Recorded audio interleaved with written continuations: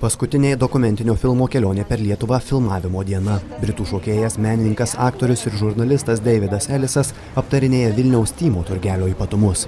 Bet filmas nėra tik apie lietuvių kulinariją, sako Davidas Ellisas, kuris ir yra filmo idėjos autorius bei pagrindinis veikėjas. Tai greičiau nematoma istorija apie Lietuvoje patirtus Brito išgyvenimus. Filmavimo pabaigoje prisimindamas tas 9 dienas supratau, kad tai kur kas daugiau negu kelionė po Lietuvą. Tai geografinė, fizinė kelionė po šalį, bet kartu ir metafora.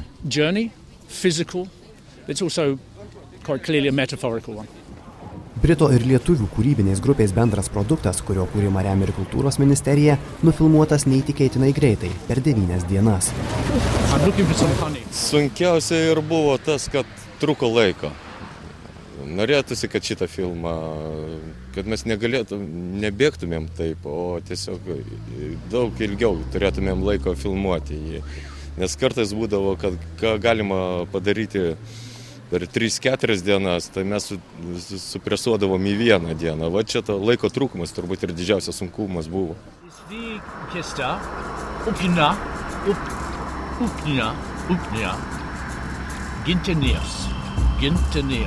Pagrindinis kelionės per Lietuvą veikėjas, pritraukiantis aplinkinių dėmesį ir simpatiją savo išraiškingomis manieromis bei neįsenkančią energiją, kaip menininkas linkęs improvizuoti, todėl ne visada viskas per tas 9 dienas vyko taip, kaip buvo suplanuota. Tai kaip džiazas, kaip geriausia eksperimentinė muzika, kaip teatro pasirodymas. Tos pačios taisyklės. Taisyklių nebuvimas pačiose taisyklėse.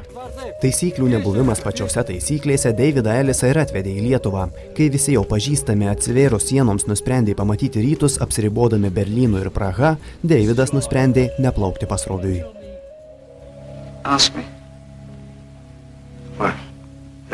Paklausk manęs apie tai, ką norėjai sužinoti nuo pat pradžių. Ar tu lietuvis?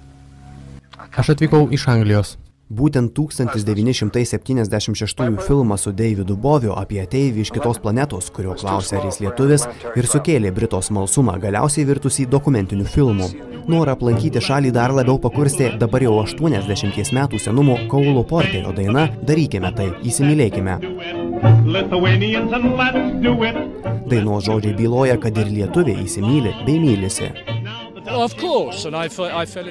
Žinoma, jie tai daro. Aš pats prieš daug metų įsimylėjau lietuvaitę.